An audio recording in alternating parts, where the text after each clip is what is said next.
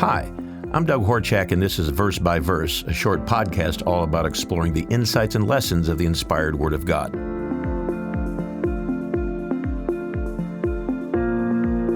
Today we're going to take a look at a verse in the book of John that shows Jesus Christ performing a menial task with his disciples, something most people have never done, and that was washing the dirt and grime off another person's feet. Let's read the verse I'm referring to. John chapter 13, verse 14. If I then, your Lord and teacher, have washed your feet, you also ought to wash one another's feet. So when did this happen, and why was Jesus performing this act of service to his disciples? Well, it was on the night of the first New Testament Passover, and Jesus was introducing the new symbols of the Passover, the consuming of a small amount of bread and wine that symbolized his broken body and spilled blood, a sacrifice that Christ willingly gave for the sins of all of mankind.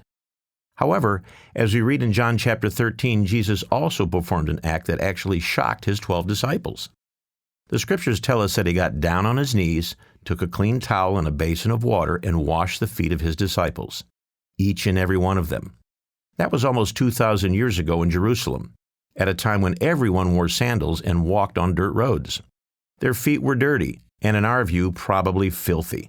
In fact, in some households, this was the responsibility and duty of the hired help, to wash the guests' feet when they entered the home.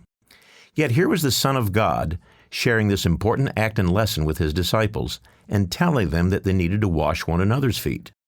Personally, I'm reminded when I was a very small boy when visiting my grandmother's home. We enjoyed being at Grandma's, and she lived in the country and had chickens, dogs, and other animals. We'd run through the woods and up and down the dirt and cinder roads of this small coal mining town in western Pennsylvania. And at the end of the day, my brothers and I were dirty. The coal dust from the roads and dirt from the paths that we ran on dusted our entire body, and we needed a bath. But at Grandma's, there was no shower. There was no hot running water in a bathtub. She heated water in a large kettle, then poured it into the steel wash tub and would put soap in the water. She would ask us to wash ourselves, but she would get a washcloth and wash our necks, our ears, and other places we simply couldn't see or didn't bother to wash. But Grandma didn't mind.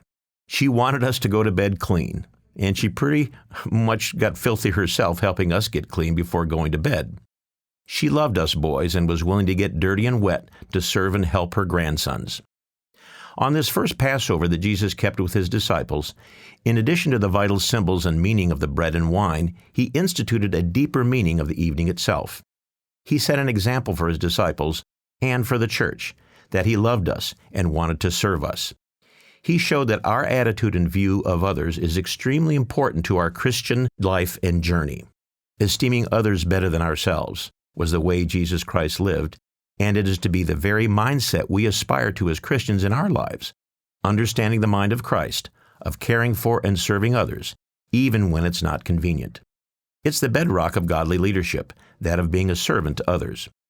This approach to leadership was counterintuitive in the culture of the first century, and sacrifice and serving of others can also be alien to the thinking of people today.